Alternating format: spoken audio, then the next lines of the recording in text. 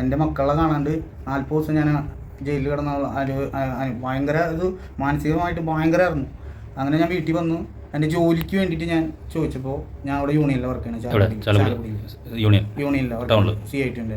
അതിന് ജോലിക്ക് വേണ്ടി വന്നു. വീട്ടിലാകെ ബുദ്ധിമുട്ടും കാര്യങ്ങളാണ്. ഞാൻ ആകെ ഒരു മോനുള്ളൂ. അച്ഛനമ്മയ്ക്കൊന്നും വലിയ പണിയൊന്നുമില്ല. പിള്ളേരുടെ കാര്യം നിങ്ങൾ വരെ നോക്കണം. അങ്ങനെ ഇവിടെ വന്നപ്പോൾ പറഞ്ഞു കേസിൽ പെട്ട കാരണം നിന്നെ മാറ്റി നിർത്തിയേക്കുക, ഞങ്ങൾ പറയാമെന്ന് പറഞ്ഞു. ഇന്ന് വരെ എന്നെ പണിക്ക് ഇതുവരെ കയറ്റിയിട്ടില്ല. ഇപ്പോൾ 10 മാസമായി.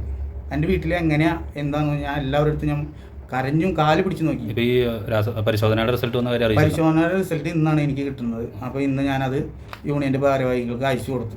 അപ്പോൾ അവർ പറഞ്ഞു ഞങ്ങൾ നോക്കട്ടെ, അത് ഞങ്ങൾ നോക്കട്ടെ എന്ന് പറഞ്ഞു. നാളെ സംസാരിക്കാമെന്ന് പറഞ്ഞു. വേറെ ഏതെങ്കിലും തരത്തിലുള്ള വിഷമങ്ങളോ മറ്റു കാര്യങ്ങളെന്ന് പറഞ്ഞു കഴിഞ്ഞാൽ എൻ്റെ ഫാമിലി പരമായിട്ട് ഭാര്യയായിട്ട് ഡിവോഴ്സായി. അത് ഈ കേസും പറഞ്ഞിട്ട് ഡിവോഴ്സായി. എൻ്റെ 2 മക്കളെ ഞാനിപ്പോൾ അമ്മയും അച്ഛനും ഞാനും ഉള്ള കുടുംബത്തിൽ ഈ ഒരു കേസിൻ്റെ പേരിൽ ഇതൊരു കള്ളക്കേസാക്കി ഞങ്ങളെ കുടുക്കി എൻ്റെ ജീവിതം ഇല്ലാണ്ടാക്കി എന്ന് പറയാം ശരിക്കും പറഞ്ഞു കഴിഞ്ഞാൽ. എല്ലാവർക്കും നല്ല നമസ്കാരം. കുറ്റം ചെയ്യാതെ ഒരുവൻ ശിക്ഷ അനുഭവിക്കുക, അതുമാത്രമല്ല ദിവസങ്ങളോളം ജയിലിൽ കിടക്കുക, സമൂഹത്തിൻ്റെ മുന്നിൽ മോശക്കാരനായി ചിത്രീകരിക്കപ്പെടുക, തൻ്റെ ബന്ധുക്കളും വീട്ടുകാരും നാട്ടുകാരും നിരന്തരമായി ഒറ്റപ്പെടുത്തുക, എന്തെല്ലാം ദുരനുഭവങ്ങൾ. ഇത്തരത്തിലുള്ള അനുഭവങ്ങൾ ഒരു പൗരനെ സംബന്ധിച്ചിടത്തോളം അത്യന്തം വേദനാജനകവും ഭയാനകവും, അതുമാത്രമല്ല ഇനിയുള്ള ജീവിത കാലഘട്ടങ്ങളിൽ ഒരു കറുത്ത നെരിപ്പോടായി അവശേഷിപ്പിക്കുന്ന സംഭവങ്ങളാണ്.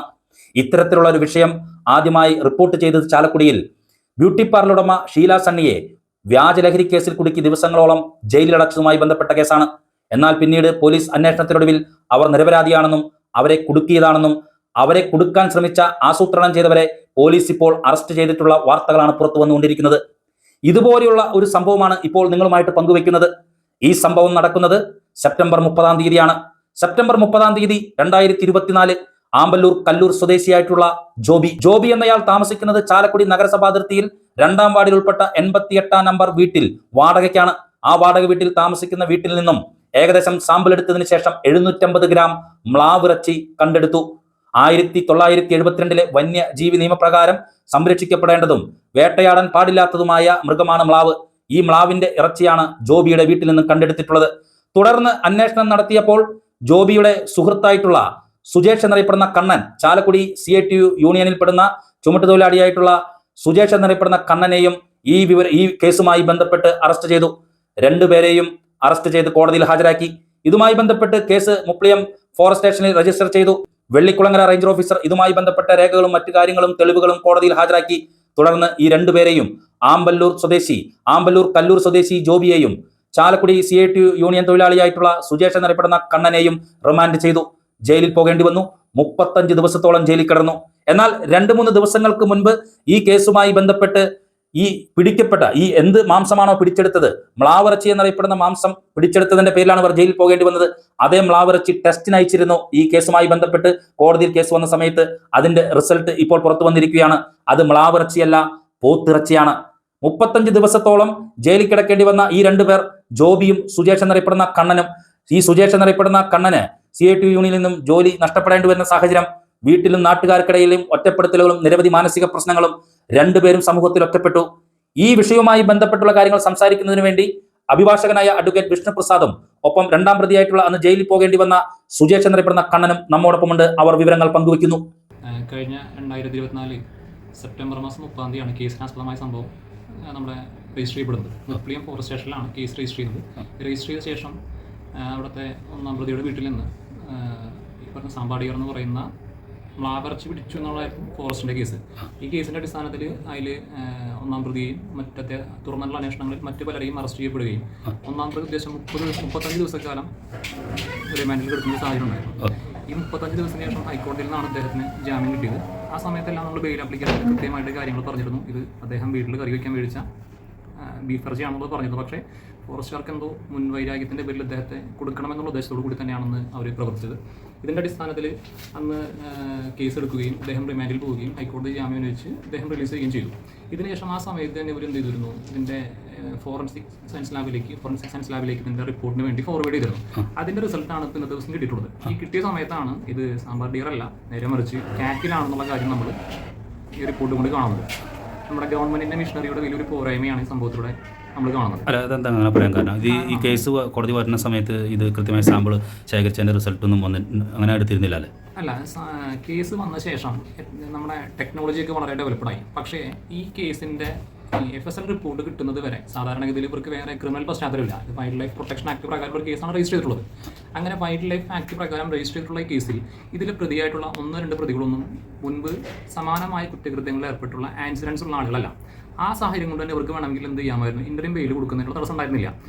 അതിനുശേഷം ഫോറൻസിക് ലാബിൽ നിന്നുള്ള റിപ്പോർട്ട് വന്ന ശേഷം ആ ബെയിൽ കറക്റ്റാക്കി അല്ലെങ്കിൽ അവരെ റിമാൻഡ് ചെയ്യുന്നത് പ്രോപ്പറായി ചെയ്യാമായിരുന്നു. പക്ഷേ അതിനുള്ളൊരു കാലതാമസമാണ് 35 ദിവസക്കാലം വരെ 1-2 പ്രതികൾക്കൊക്കെ 35, 36, 40 ദിവസം വരെ ഇവർക്ക് റിമാൻഡിൽ പോകേണ്ടതായ ഒരു സാഹചര്യം ഉണ്ടായിരുന്നു. സത്യത്തിൽ ഇത് ഗവൺമെൻറ്റിൻ്റെ മിഷണറി കുറച്ചും കൂടി എഫക്റ്റീവ് ആണെന്നുണ്ടെങ്കിൽ ഒരു 2-3 ദിവസം കൊണ്ട് തെളിയിക്കാൻ പറ്റുന്ന ഒരു സംഭവമാണ്. ഇത് എന്താ ഇറച്ചിയാണെന്നുള്ളത് കെമിക്കൽ അനാലിസിസ് വഴി ഇത് കൃത്യമായിട്ട് കണ്ടെത്തി ഇതിലെ കുറ്റക്കാരായിട്ടുള്ള ആളുകളാണെങ്കിൽ അവർക്ക് നടപടി എടുക്കാം, അല്ലാത്ത ആളുകൾക്കാണെങ്കിൽ നടപടിയിൽ നിന്ന് അവർ ഒഴിവാക്കേണ്ട ഒരു കാര്യം കൂടി സർക്കാരിൻ്റെ ഭാഗത്തുണ്ടാകാം. ഫോറസ്റ്റുകാർക്ക് ഏത് രീതിയിലും യാതൊരുവിധ തെളിവുകളില്ലാതെ ആരെ വേണമെങ്കിലും അറസ്റ്റ് ചെയ്യാനും ആർക്കെതിരെ വേണമെങ്കിലും കേസ് എടുക്കാനും പറ്റുന്ന ഒരു സാഹചര്യമാണ് സംസ്ഥാനത്തുടനീളമുള്ളത്. അപ്പോൾ അതുകൊണ്ടാണ് പല സ്ഥലങ്ങളിലും ഇപ്പോൾ ഈ പറയുന്ന രീതിയിൽ വന്യമൃഗ ജീവികളുടെ ആക്രമണവുമായി ബന്ധപ്പെട്ട് ആളുകൾ തെരുവിലിറങ്ങുന്നതും പ്രശ്നങ്ങൾ ഉണ്ടാക്കുന്നതും. അപ്പോൾ ഇവർക്ക് വൈരാഗ്യമുള്ള ആളുകൾ ആരോ അവരെ ഈ പറഞ്ഞ രീതിയിൽ ബുദ്ധിമുട്ടിപ്പിക്കാനും കേസെടുപ്പിക്കാനും വേണ്ടിയുള്ള ഒരു ശ്രമത്തിൻ്റെ ഭാഗമായിട്ടുള്ള ഒരു സംഭവമാണ്. അപ്പോൾ വൈകിയാണെങ്കിലും ഈ ഫോറൻസിക് സയൻസ് ലാബിൻ്റെ റിപ്പോർട്ടോട് കൂടി ഇതിനകത്തുള്ള സത്യാവസ്ഥ തിരിച്ചറിയുകയാണ്.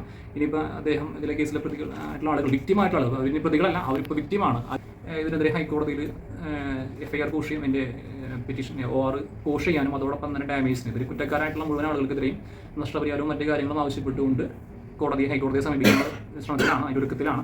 ഈ ഫോറസ്റ്റ് സംവിധാനങ്ങൾ ശരിക്കും പറഞ്ഞാൽ ഈ കുറ്റപത്രം ഉൾപ്പെടെയുള്ള സംഗതികളൊക്കെ സമർപ്പിക്കുന്നത് വളരെ സമയം വൈകിട്ടാണല്ലേ? തീർച്ചയായിട്ടും. സാധാരണ ഒരു പോലീസ് കേസിലാണെങ്കിൽ, ക്രിമിനൽ ഒഫൻസിൽ പോലീസ് കേസുകളൊക്കെ പോലീസ് ഇടുന്ന FIR അടിസ്ഥാനത്തിലാണെങ്കിൽ അവരൊരു 60 ദിവസം അല്ലെങ്കിൽ 90 ദിവസം അല്ലെങ്കിൽ അത് കഴിഞ്ഞിട്ട് വളരെ ആസ് സൂൺ ആസ് പോസിബിൾ അവർ എത്രയും പെട്ടെന്ന് തന്നെ എന്ത് ഫയൽ ചെയ്യും, ഇതിൻ്റെ ഫൈനൽ റിപ്പോർട്ട് സബ്മിറ്റ് ചെയ്യും. പക്ഷേ ഈ ഫോറസ്റ്റ് കേസുകളിൽ ഒരുപാട് വർഷക്കാലം, ചിലപ്പോൾ 2-3 വർഷം കഴിഞ്ഞിട്ടാണ് ഇതിൻ്റെ ഫൈനൽ റിപ്പോർട്ട് അവർ സബ്മിറ്റ് ചെയ്യുന്നത്. അപ്പോൾ അത്ര വർഷം ഇവർ സമൂഹത്തിൻ്റെ മുമ്പിൽ പ്രതികളായിട്ട് നിൽക്കേണ്ടതായ ഒരു സാഹചര്യമുണ്ട്. ഈ കേസിൽ മാത്രമാണ് ഇപ്പോൾ നമുക്ക് നമ്മുടെ ഈ പറയുന്ന രീതിയിലേക്ക് പെട്ടെന്ന് റിപ്പോർട്ട് വരികയും ഇതിൻ്റെ കാര്യങ്ങൾ ഇങ്ങനെ എത്തുകയും ചെയ്ത്. അല്ലാത്തൊരു സാഹചര്യമാണെന്നുണ്ടെങ്കിൽ ഇവർ 2-3 വർഷക്കാലം കഴിഞ്ഞ ശേഷം മാത്രമാണ് ഇതിനകത്ത് എന്തായി മാറുള്ളൂ. ഇതിൻ്റെ റിപ്പോർട്ടും കുറ്റപത്രമൊക്കെ വന്ന് ഇതിൻ്റെ എവിഡൻസ് നടക്കും. സാധാരണ 10 വർഷം 12 വർഷക്കാലമൊക്കെ ഒരു കേസ് നടക്കുന്ന സാഹചര്യം വരും. അത്രയും വർഷക്കാലം അവർക്ക് ജോലിക്ക് പോകാൻ പറ്റില്ല, ഇവർക്ക് വിദേശത്തേക്ക് പോകാൻ പറ്റില്ല, ഒരു പാസ്പോർട്ട് പോലും എടുക്കാൻ പറ്റാത്തൊരു സാഹചര്യമായിരിക്കും ഉണ്ടാകുന്നത്. ഒരു 5:30 ഇപ്പോൾ ഞാൻ എൻ്റെ പിള്ളേരുടെ അടുത്ത് കിടന്നുറങ്ങുന്ന സമയത്ത് വാതിൽ മുട്ടി അച്ഛനാണ് ഡോറ് തുറന്നത്. അപ്പോൾ അവർ പറഞ്ഞു ഫോറസ്റ്റുകാരാണ്, കണ്ണെന്ന് പറഞ്ഞ സുജേഷ് ഉണ്ടോയെന്ന് ചോദിച്ചു. അപ്പോൾ അച്ഛൻ പറഞ്ഞു അകത്ത് എടുക്കുന്നുണ്ടെന്ന് പറഞ്ഞു. ഞാൻ എന്നെ ഏൽപ്പിച്ചു, അമ്മ ഒന്ന് ഏൽപ്പിച്ചു, എന്തൊക്കെ കാര്യം. അപ്പോൾ ഇങ്ങനെ ഫോറസ്റ്റുകാർ വന്നിട്ടുണ്ട്. അപ്പോൾ ഞാൻ ഡോറ് തുറന്നില്ല, ഞാൻ ജനലെ കൂടെ എന്ത് കാര്യം എന്ന് ചോദിച്ചു. പറഞ്ഞു എനിക്ക് ഒരു കാര്യം ചോദിക്കാണ്ട് ഞങ്ങളോട് വരാൻ പറഞ്ഞു. അപ്പോൾ ഞങ്ങൾ എന്ത് കാര്യമാണെന്ന് ചോദിച്ചു. അപ്പോൾ പറഞ്ഞു ഇങ്ങനെ ജോബി എന്ന് പറഞ്ഞ ഒരുത്തനെ ഞങ്ങൾ കൊണ്ടുവന്നിട്ടുണ്ട്, അവൻ്റെ ആളെ വീഡിയോ എനിക്ക് കാണിച്ചു തന്നു. ജോബിയുടെ അവൻ്റെ ഇത് കുറച്ച് ഇറച്ചി പിടിച്ചിട്ടുണ്ട്, നിങ്ങൾ കൊടുത്തതെന്ന് പറഞ്ഞു. ഞാൻ പറഞ്ഞു ജോബിനെ ഞാൻ അറിയും, ഇറച്ചി കൊടുത്തിട്ടുണ്ടായിരുന്നു, അതിനിപ്പോൾ എന്താ കുഴപ്പം, അല്ല അത് കാട്ടിറച്ചിയാണ്, അങ്ങനെയാണ് ഞങ്ങൾക്ക് കിട്ടിയത്. അപ്പോൾ ഞങ്ങളോട് വരണം പറഞ്ഞു. ഞാൻ പറഞ്ഞു ഞാൻ വരാം, നേരം എടുത്തിട്ട് വരാൻ പറഞ്ഞു. അപ്പോൾ പറഞ്ഞു ഇത് പറ്റില്ല, വീടിൻ്റെ അകത്തേക്ക് കയറി നിങ്ങൾ എന്നെ പിടിച്ചുകൊണ്ട് പോകുന്നു, അല്ലെങ്കിൽ അച്ഛനെ കൊണ്ടുപോകുന്നു. അങ്ങനെ അച്ഛനെ കൊണ്ടുപോകുന്നപ്പോൾ ഞാൻ പറഞ്ഞു ഞാൻ വരാമെന്ന് പറഞ്ഞു. അങ്ങനെ എന്നെ കൊണ്ടുപോയി കുറച്ച് എടുത്തിട്ട് നിർത്തി കഴിഞ്ഞിട്ട് ജോബിനെ വിളിച്ചു. അറിയുമെന്ന് വെച്ചു. ഞാൻ പറഞ്ഞു അറിയും. പറഞ്ഞു അവൻ്റെ നിന്ന് ഇറച്ചി പിടിച്ചിട്ടുണ്ട്. ഞാൻ പറഞ്ഞു ഇറച്ചി പിടിച്ചിട്ടുണ്ടെങ്കിൽ അത് സാധാ ഇറച്ചിയാണ്, ആ കവറിൽ ഞാൻ കൊടുത്ത ഇറച്ചിയാണ് ആൾക്ക് വിളിച്ച് പറഞ്ഞിട്ട് ഞാൻ ആൾക്ക് കോട്ട വെച്ച് ഞാൻ കൊണ്ടുപോകും. യൂണിയനിൽ ഉള്ള പണിയല്ലാണ്ട് വേറെ ഏതെങ്കിലും തരത്തിലുള്ള പണികളോ ജോലി എന്തെങ്കിലും ഉണ്ടോ? യൂണിയൻ പണിയില്ല, യൂണിയൻ പണി ഉണ്ട്. അതല്ലാണ്ട് ഇപ്പോൾ നേച്ചറിൽ ഒരു ചിക്കൻ സ്റ്റാൾ ഉണ്ട്, അത് ഇപ്പോൾ കുറച്ച് നാളായി അത് കൊണ്ടു നടക്കുന്നുണ്ട്. പിന്നെ ഇങ്ങനെ കൂട്ടുകാരന്മാർ വിളിക്കും പങ്കിറച്ചി വേണമെന്ന് ചോദിക്കുമ്പോൾ നമ്മളത് പോയി മേടിക്കും. ആ മേടിച്ച് നല്ല ഇറച്ചിയാണെങ്കിൽ നമ്മൾ കൂട്ടുകാരന്മാർ ഇടാൻ പങ്കിറച്ചി ഉണ്ട്, അപ്പോൾ വേണമെങ്കിൽ നോക്കിക്കോട്ടെന്ന് പറയും. അപ്പോൾ 1 കിലോ എന്ന് പറയുന്നത് നമ്മൾ 400 കൊടുത്ത് മേടിക്കണ്ടേ, ഇതാകുമ്പോൾ ചിലപ്പോൾ ഒരു 100-200 300 അത് കിട്ടും, ആ പങ്കായിട്ട് കിട്ടുമ്പോൾ അതൊരു ലാഭമാണെന്ന് വെച്ചിട്ട് അങ്ങനെ കൂട്ടുകാരന്മാർക്ക് നമ്മൾ അങ്ങനെ വിളിച്ച് കൊടുക്കാറുണ്ട് കേട്ടോ. അപ്പോൾ അവിടുത്തെ ഒരു ജോബി എന്ന് പറഞ്ഞൊരു സാറുണ്ടായിരുന്നു, ആളത് വെള്ളം തിളപ്പിച്ച് നോക്കി മണിച്ചു ഇത് ഇറച്ചി കാട്ടിറച്ചിയാണ് അങ്ങനെയാണ് ഇങ്ങനെ എന്നൊക്കെ പറഞ്ഞു. അപ്പോൾ ഞാൻ പറഞ്ഞു അതല്ല സാറേ ഇതാണ്, അത് ഞങ്ങൾ തെളിയിച്ചോണ്ട് പോകും. അങ്ങനെ ആദ്യം ജോബിനെ റിമാൻഡ് ചെയ്തു, അത് കഴിഞ്ഞ് എന്നെ റിമാൻഡ് ചെയ്തു. ഒരു 40 ദിവസം ഞാൻ ജയിലിൽ കിടന്നു. അപ്പോഴും ഞാൻ ഇവർ തന്നെ തെളിവെടുപ്പിന് കൊണ്ടുപോയി കുറേ കാര്യങ്ങൾ എൻ്റെ അടുത്ത് ചോദിച്ചു. എനിക്കറിയാത്ത കാര്യങ്ങൾ ഞാൻ എന്തെന്ന് പറയാം, കുറേയൊക്കെ എന്നെ കുറേ ബുദ്ധിമുട്ടിച്ചവർ. അത് കഴിഞ്ഞ് എനിക്ക് ജാമ്യം കിട്ടി. 40 ദിവസം കഴിഞ്ഞ് ജാമ്യം കിട്ടി. ഞാനിപ്പോൾ ഈ വീഡിയോ ഇപ്പോൾ ഈ ചാനലിന് വേണ്ടിയിട്ട് പറഞ്ഞ് കാര്യങ്ങളൊക്കെ ഞാൻ പറഞ്ഞ സത്യങ്ങളാണ്. പക്ഷേ എന്തെന്ന് വെച്ച് കഴിഞ്ഞാൽ ഇനി വരണ കാര്യങ്ങൾ എന്താണെന്ന് വെച്ച് കഴിഞ്ഞാൽ എനിക്ക് നല്ല ഭയമുണ്ട്. കാരണം നമ്മൾ സത്യമായിട്ടുള്ള കാര്യങ്ങളാണ് പറഞ്ഞത്, നമ്മൾ സത്യമായിട്ട് കാര്യങ്ങൾ ചെയ്തത്. ഇനി ഇതിൻ്റെ പേരിൽ വേറെ നമ്മളെ മേത്തേക്ക് വേറെ കേസുകളോ എന്തെങ്കിലുമൊക്കെ വന്നു കഴിഞ്ഞാൽ അത് നല്ലൊരു ഭയമുണ്ട് എനിക്ക്. ഈ വിഷയവുമായി ബന്ധപ്പെട്ട് വെള്ളിക്കുളങ്ങര ഫോറസ്റ്റ് റേഞ്ചർ ഓഫീസറുമായിട്ട് സംസാരിച്ചപ്പോൾ അദ്ദേഹം പറഞ്ഞത് അന്നത്തെ സാഹചര്യമനുസരിച്ച് മുഴുവൻ തെളിവുകളും ഇവർക്കെതിരായിരുന്നു. ഇവർ കുറ്റം സമ്മതിച്ചതാണ്. ഇവരുടെ ഫോണിൽ നിന്നും മ്ലാവ് എന്ന വന്യജീവിയെ അറക്കുന്നതുമായി ബന്ധപ്പെട്ട വീഡിയോ ചിത്രങ്ങൾ ലഭിച്ചിട്ടുണ്ട്.